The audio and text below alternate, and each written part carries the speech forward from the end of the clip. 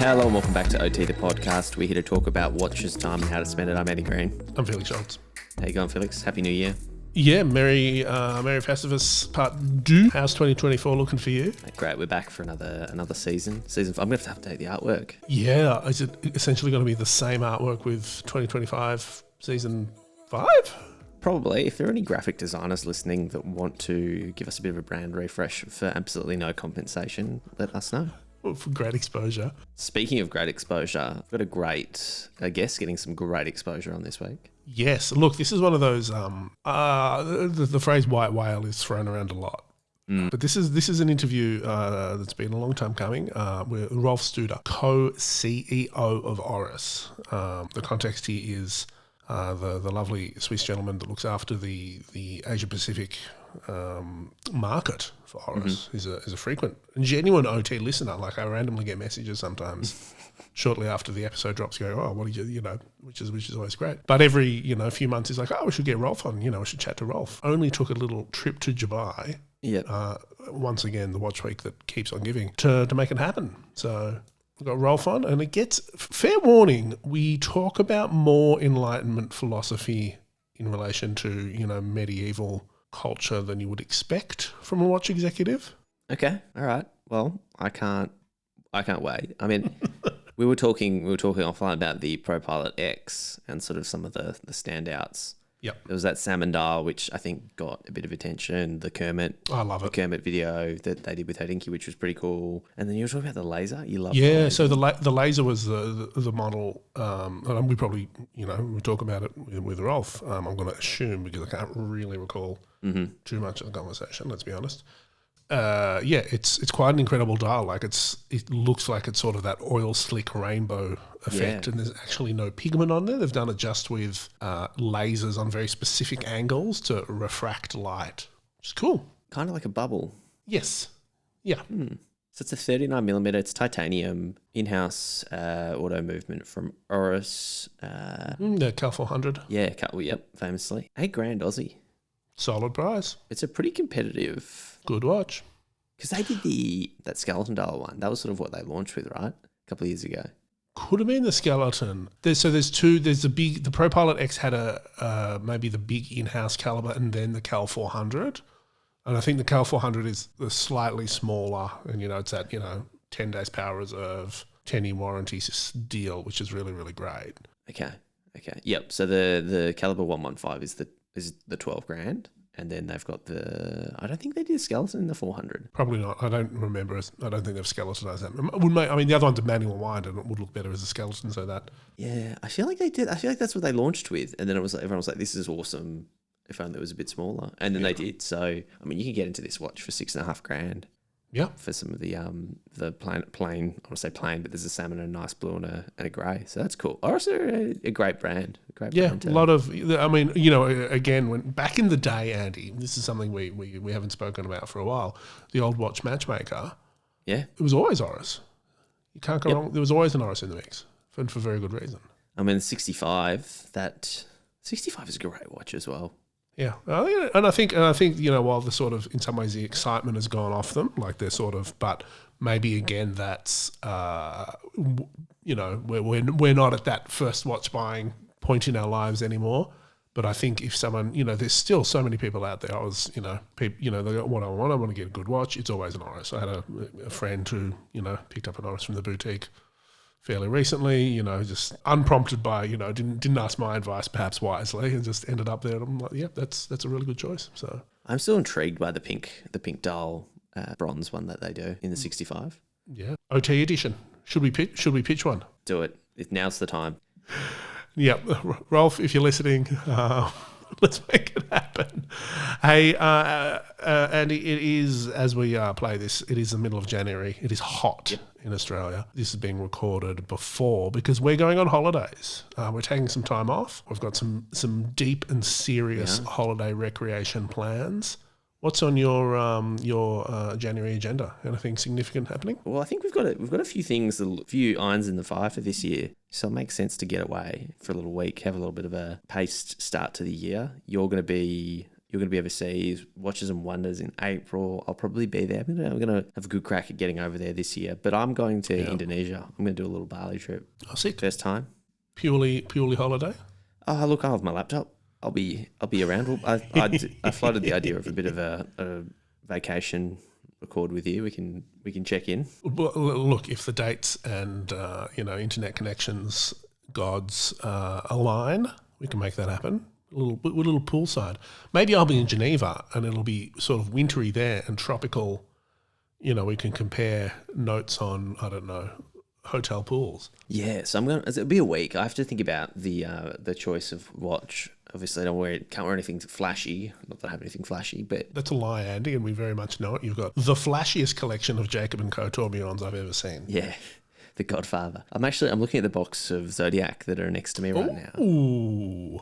And I reckon they did say they wanted them back, but they can't get them back if I'm not here. Yeah, and I think that's a good call. I mean, the Tropic Rubber Strap. What, Apple Watch? Would you do that, or is that too sort of? Well, I won't have cellular, so I won't have the old Wi-Fi. I won't have internet, so that'll be a bit pointless. G-Shock. Hilltop hoods. Works for Mount Isa. Works for Bali. You need a Seiko, little paddy diver. Yeah, maybe it's time. That would be, maybe I'll pick something up duty-free on the way out. Maybe I'll just go naked wrist. Maybe I won't have anything. Yeah, that's not a bad shout either. If you're on holidays, why bother? Well, it's 5 o'clock somewhere all week. I will update you when I pick something. What about you? What have you got? You've got a bit of time off. Yeah, look, again, similar sort of thing. Going to the beach, just locally, not fancy beach, with the kids for a while. Mm-hmm. A lot of that, honestly, sort of school holiday admin around, who's working, who's not working, and who's looking after the children. I've got a holiday mission with my kid to get the gold Mario in Mario Kart 8. Okay. Are you familiar with that? No, talk to me. Basically, you got to win everything on the hardest difficulty, and you get like a special thing. So okay, it's good to have goals, Andy. And otherwise, working my way through BritBox. Are you across BritBox? No, what's that? It's a streaming service that's essentially British content. So it's like the BBC. And, so have you done a free trial for 7 days and you're just seeing what you can get we sort of, I think we go on it like around Christmas time every year. Okay. Because there's a few things, but it's a lot of like dated procedural crime drama shows. Are they dated though? But there was one, and they're all sort of like they're two gardeners that are also police persons and solve crime through gardening, and or there's a range of people with quirky mental health problems that are really good at solving crimes, or they're two bakers that also are homicide detectives. Like all this sort of. It's sort of like the British version of the NCIS empire. It's Midsummer Murders, right? That's the one where it's on an island and there's just that's Death in Paradise. Oh, is it? Midsummer Murders is in the mid counties. Yeah, but there's just constant murder. Yeah, I mean, the death rates it's insanely high. What's the other one with? What was the Murder She Wrote? Mm-hmm. Like someone did the kill tally around this little old woman. Point some fingers. Yeah. Okay, all right. These are my goals. I wonder if Oris CEO Rolf Studer likes to wind down with some, British crime drama. I reckon he goes skiing. Yeah, I think we talked about nature. Nature, yeah. I reckon he rides a mountain bike up and then skis back or something. Right, he probably skis uphill as well. Love it. Yeah. Well, Felix, before we get Rolf on, quick reminder. Yes. Join our Discord. Do it. Substack. Substack. Currently thriving right now. Look at it go. And 5-star review. All right, let's get Rolf on. Rolf, it's a pleasure to finally kind of officially meet you. I know I've been speaking to Oris, the Australian Oris team for years. I'm going to say years. And it's always like, we should get you to speak to Rolf. We should organise it. We should do it in, Geneva or whatever. So it took us a while and we had to both travel to Dubai to make it happen. But we're here. Very good. Normally I'm not so hard to speak to, but yeah. You're famously a very sort of, I don't know, famous, maybe this is a bit of a sort of an insider phrase, but you're famously a very accessible brand leader, and your brand is famous for being very open and transparent about how you work and what you do, which is great.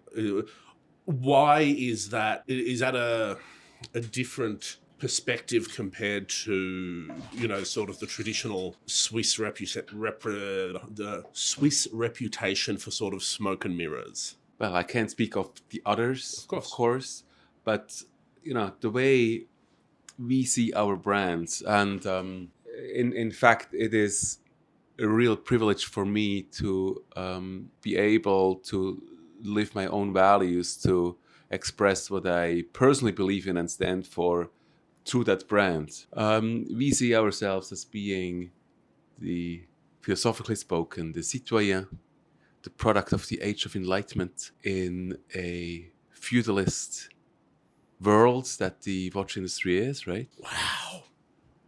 That's a fascinating way of. So what makes you, like if you're talking the age of Enlightenment, you're sort of you've moved from feudalism into the Renaissance. What are the great values and, new secrets of knowledge that Oris is espousing? Well, if you look at the industry, it's still often being at the court, drinking a glass of champagne, feeling great. Sure. But not realizing that you're not free, right? Bowing to the king. And at Oris, we are, in that context that we just mentioned, we are free, right? We overcame that, as Immanuel Kant says, that the self-inflicted mental prison that you find yourself in. And I think that's what makes us, right? Taking responsibility at the end is the key value of the age of Enlightenment. Yep. Not relating on other people to be responsible for you and your fate, but taking things in your own hands. And ultimately, that's then also what leads to our engagement for the environment. Because when you're responsible, you take responsibility and you change things if you see that they don't go the right way. And I think that sums up pretty well who we are, what we stand for, and from that also comes our brand philosophy, which is make people smile. That is our purpose. That's why we get up every morning. And making people smile comes from our understanding of luxury, which is an inclusive one. We see inclusive luxury as sharing joy about an object, as opposed to exclusive luxury, that is excludere in Latin. It's a very bad word, right? Locking people out, keeping people away, and creating envy. Envy is a very shallow feeling. It lasts for 2-3 seconds. The opposite of it is sharing joy about an object. And it's a totally different world, and that's the world we stand for. I'm going to be very honest. I wasn't necessarily expecting to talk about feudalism and Immanuel Kant in my 10 a.m. Saturday interview with Oris at Dubai Watch Week. I was maybe thinking we'd talk about watches, but I like this. No. This is much more interesting, and I wonder the location we're at. So Dubai Watch Week, they're all about, and I've had conversations with some of the organisers this week. My mentality, this is my first year, is coming from Basel and coming from Watches and Wonders. I'm like, 20-minute slot, 20-minute slot, 20-minute slot, talk about product output. This place here seems much more set up to include, the philosophy of watchmaking and those sort of more reflections on time and, business and, these high concepts like exclusion and luxury and how they interact. Do you agree? Is it just me, or is this how you always speak in interviews? I'm sorry, I've never, interviewed you before. Are you feeling reflective in Dubai, or? Well, how I speak in interviews depends on the questions I'm getting asked. You can ask me, show me the novelty. I show you the novelty. Okay. Yeah. Fair. You can ask me why, and I give you a why. Tell me about the screws in the caliber. Yes. Sure. And one of the privileges we have in this industry is that we make a product that nobody needs. So you better have a very clear answer to the why your customer should pay so much money for it. Yeah, okay. Fair. Right? And I really take this as a great opportunity, because we need to load what we do with a message, right? There must be, you make a statement with your watch. So what statement is that exactly?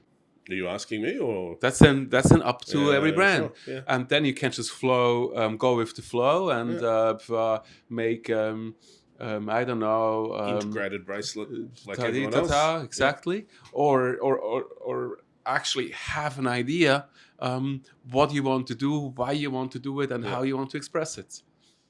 Is there any tension between that approach and those lofty goals, between that and running a business and making products and selling products and marketing products and service, all that? Or is it? Yes and no. Okay. On the one hand, I do think that this is the proper way to build brands. Yep. It is also the way we want to do it. We feel obliged to do it. We think we owe that to our brand. Yep.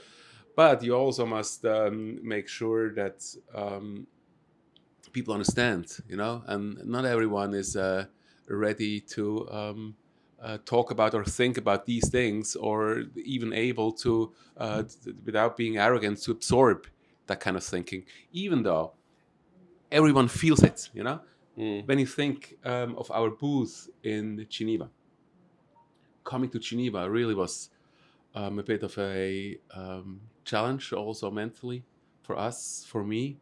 I had to build that stand there. I've never been to the Geneva show before, and I had to build our presence at the epitome of exclusive feudalist luxury. So what the hell do you do as a small brand from Waldenburg without being completely crashed by this emotion from other brands, right? And the approach we chose is to express who we are. So there are all these palaces, all these halls there, right? But the hall is a place of subordination. The hall is always owned by someone. It's owned by the king, by the duke, whoever. You are in the hall, you bow. You come to Oris, you come to the piazza. Piazza. You're taking me back to my undergraduate arts degree in a very, very real way. I did not. I love it. I love it. I love it. And I hadn't really thought about that. The piazza is a place of meeting. It's the piazza, the medieval. Well, no, the Renaissance piazza is the place of the citoyen, right? It's a place of equality, inclusion, diversion, exchange. And you feel that you come into our booth, there's no roof, right? Because it's piazza, obviously. And it's also cheaper. Sure. Yeah. So if you think a little harder, you come up with solutions. It works philosophically and as a business. Exactly. Boom. Yeah. Hey, and just to finish, and you feel better. People come in and they feel it. They feel that nobody wants to keep them low. They feel that you are on an eye-to-eye level. Yeah. That you can have an open discussion. That you can address things. There's the gatekeepers are not as exclusionary as maybe at other booths. Yeah, it's interesting. We do have to talk about. We don't have to talk about watches, but I kind of want to. I've said for a long time. I think the Propilot X is the most exciting watch that you've done for a long time. The Diver 65 is great, but it looks very much to the past. This is, I think, something genuinely new from a design and a product that still fits within, what I believe Oris stands for. It's got the bezel, there's those sort of codes and those values there. And this latest version with the laser cut dial and the Kermit, we've seen primarily, from my mind so far, you've kept the case and the bracelet pure, and you're playing with expressions of color on the dial. What does the Propilot X mean for Oris or for you? It is within our world of aviation. But it is a watch not necessarily for pilots, but inspired by aviation.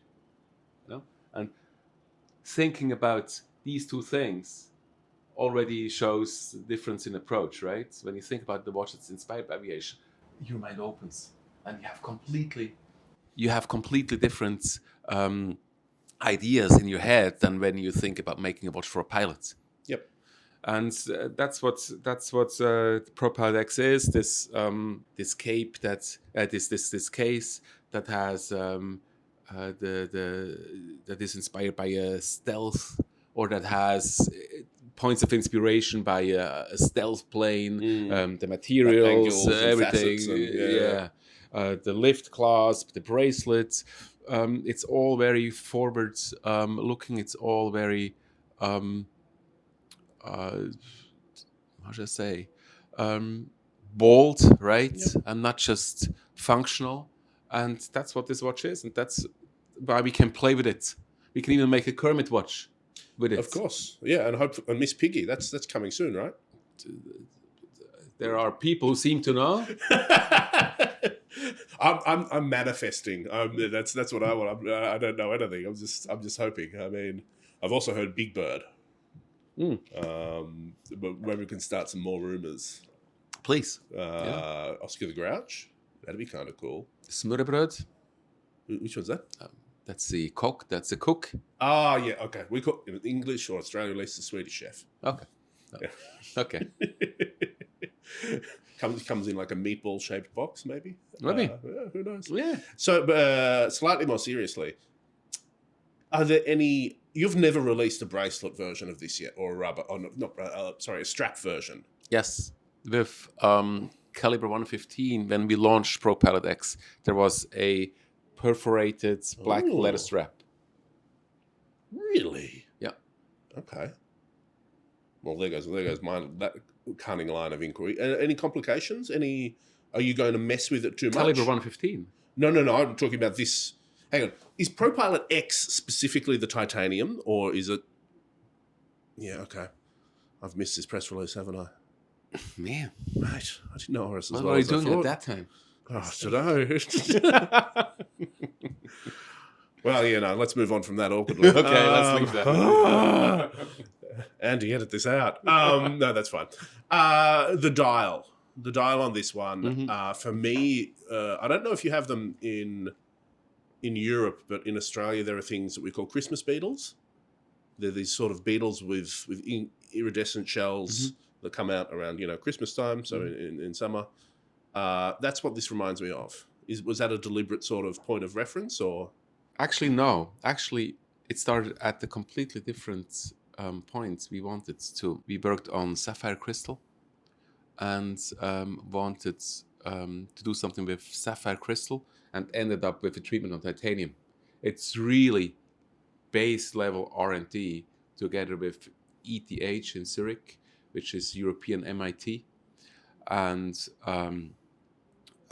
working there with post PhD people who are at really the basics of bringing physics to the next level. Yep. That's where this is. And to create that effect with that technique on titanium wasn't an expected outcome. But now that we have it, we thought, how do we use it? And, to have a watch with titanium case, titanium bracelet, now titanium dial that is very colorful but doesn't have a drop of color on it.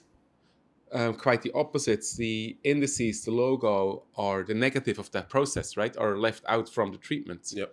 I find quite fascinating, and also from going back to more abstract kind of thinking, more philosophical approach, that all it needs to create that is light.